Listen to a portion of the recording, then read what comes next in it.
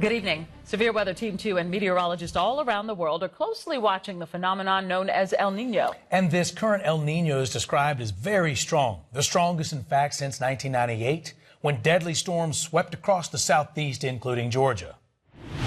I've been through two of them here. 1982, 1983. Well, we missed our flight an hour ago. 1997-98. We've just been hit by a tornado. We could feel it. The house was just shaking. Both were very, very powerful El Nino episodes, and this one is probably going to be even more powerful. March 20th, 1998.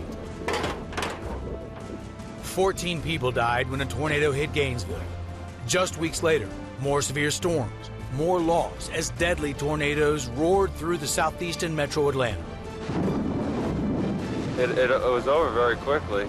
As bad as it might look on television, it's 10 times worse in person. There's no picture, no footage that can really capture it until you go and see it. You go, oh my gosh, this is so far worse. The Dunwoody tornado twisted its way through Tom and Catherine Waters' neighborhood. The trees were all entangled with the power lines, and it was hard to get even just to a neighbor next door to you. So you had to basically scream and say, are you all right? Are you all right? So we knew that day, we knew that evening that this was bad. January 12th, 1982, a different kind of storm, the one many Atlantans still call snow jam. I left the School of Physics at Georgia Tech, which is about a mile from here, at 3:30. 3:30, and now it's 8:30. What do these historic North Georgia weather events have in common? Both occurred during a very strong El Nino.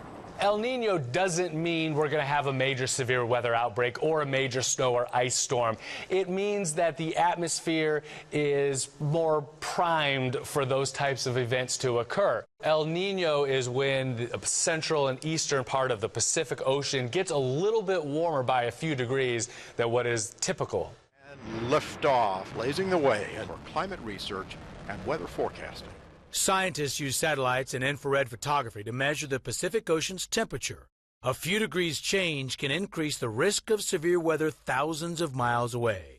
This all relates back to how the El Nino affects our jet stream patterns, the energy in our atmosphere. So if we set up in a similar pattern to what we saw in 97-98, we could certainly see the type of energetics in the atmosphere that would support a more active severe weather season, which means more hail, potential tornadoes, and maybe even severe straight-line gust winds.